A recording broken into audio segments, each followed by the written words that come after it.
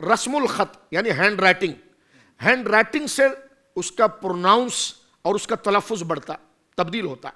میں ناظرین سے کہوں گا غور کریں، کیونکہ یہ نقطے جو ہیں نا، یہ حضور کے دور میں نہیں تھے، ابو بکر صدیق کے دور میں نہیں تھے، حضرت عمر کے دور میں نہیں تھے، حضرت عثمان کے دور، یہ نقطے نہیں تھے.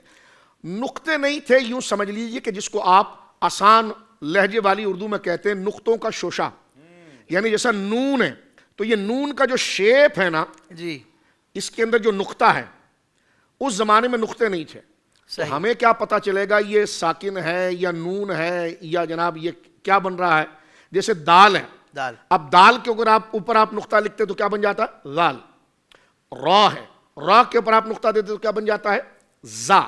سین ہے، سین کے اوپر آپ 3 نقطہ دیتے تو کیا بن جاتا ہے؟ شین. ہا ہے، ہا کے پیٹ میں ایک نقطہ دیتے تو کیا بن جائے؟ جیم. ہا کے سر پر ایک نقطہ دیتے تو خا. اہل عرب کو نقطوں کی حاجت نہیں تھی، وہ خود سمجھ جاتے تھے یہاں خا پڑھنا ہے، جیم پڑھنا ہے، غال پڑھنا ہے، زا پڑھنا ہے. تو یہی تھی اختلاف قرات، کیونکہ عرب کے 8 فصیح قبیلے تھے اور ان کے لہجے الگ الگ تھے. جیسے ہم کہتے ہیں نا حتی، عربی زبان میں ہم کہتے ہیں حلوے والی ہا سے حتی، وہ عین سے کہتے تھے عطا. اب لہجہ الگ ہے، معنی ایک ہے. صحیح. اب چاہے عطا پڑھیں عطا عین کے ساتھ عطا، یا ہا کے ساتھ پڑھیں حتی، وہ پڑھتے ہیں تعلم، وہ پڑھتے تعلم. تو اب آپ دیکھیں اعراب اوپر نیچے ہو رہے ہیں لہجے کی وجہ سے. لہجہ مختلف ہو رہا ہے، لہجہ مختلف ہو رہا ہے، لیکن معنی ایک ہے.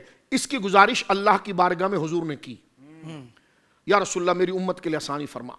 کہ وہ خصوصاً حضور نے بوڑھوں کے لیے کہا کہ جو بوڑھے صحابہ مسلمان ہوئے ہیں ان کا اپنے قبیلے کے اعتبار سے لہجہ ہے، اور وہ لہجہ غیر فصیح نہیں ہے، صحیح، وہ بھی فصیح ہے.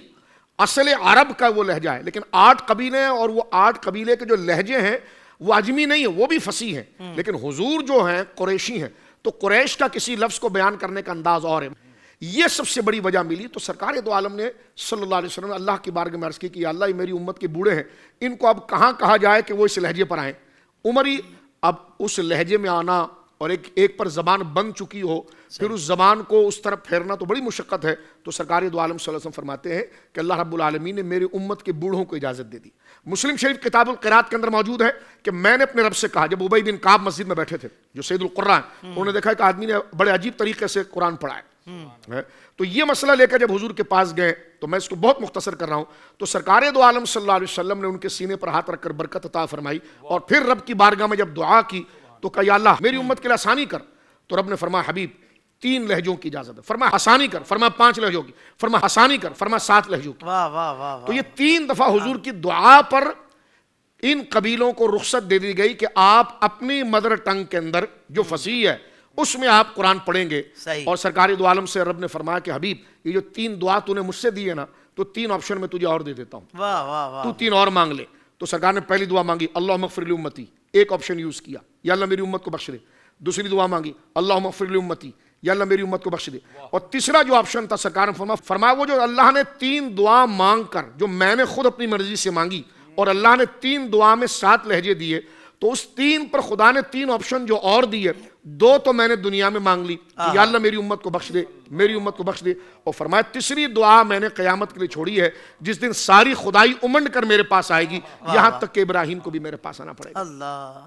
تو اس سے گویا کہ خلاصہ یہ ہوا، بہت مختصر کریں تو یہاں سے آپ کو ضرورت پیش آ گئی، سمجھ میں آ گئی کہ لہجہ مختلف تھا. حضرت ابو بکر صدیق نے لہجے پر کام نہیں کیا، آپ نے قرآن کو کمپائل کیا، اور کمپائل کر کے ایک نسخہ حضرت ابو بکر کے گھر میں تھا، ایک سیدہ حفصہ کے پاس رکھ دیا گیا ہے. زندگی کے تمام شعبوں میں دینی رہنمائی حاصل کرنے اور آخرت کو بہتر کرنے کے لیے ہمارے YouTube channel Islamic digital studio کو سبسکرائب کر لیں اور بیل آئیکن بھی پریس کر لیں. قرآن سے بھی ملاتا ہے ہمارا